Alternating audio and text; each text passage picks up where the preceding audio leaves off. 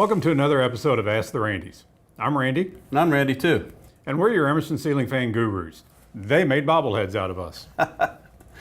And we have a question from Randy. I'm installing an Emerson fan with an SW405 wall-mounted control. This control has a dimmer feature. Will it work with dimmable LED bulbs as well? It's a great question, Randy.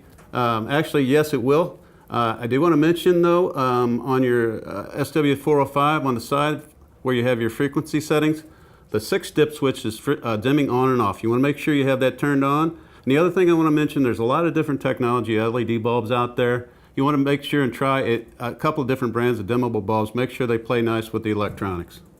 Otherwise, enjoy your Emerson Ceiling Fan. We've got a question from Sarah here. And our question from Sarah is, I want to wire the light to a separate switch. Can I do that? Yes, you can, Sarah. If your fan has a blue, black, and a white wire coming out of your downrod, you can use the blue wire to wire to your wall switch. And we have a question from Chris. Good answer, Randy. Chris asks, how do you reverse the fan direction? The wall switch only has power, light, and fan speed. That's a good question, Chris. Actually, if you don't have a reversing switch on your wall control, there's usually a manual reversing switch on your fan, usually on the top of the housing or on the side of the switch guide. And make sure you turn your fan off before you change your directions. Good point, Randy.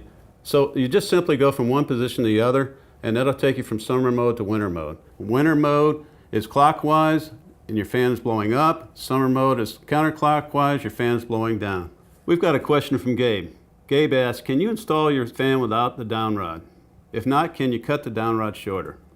Gabe, we don't recommend cutting your downrods, but we do sell accessory downrods of various lengths, and you can buy a 2.5-inch downrod for your installation.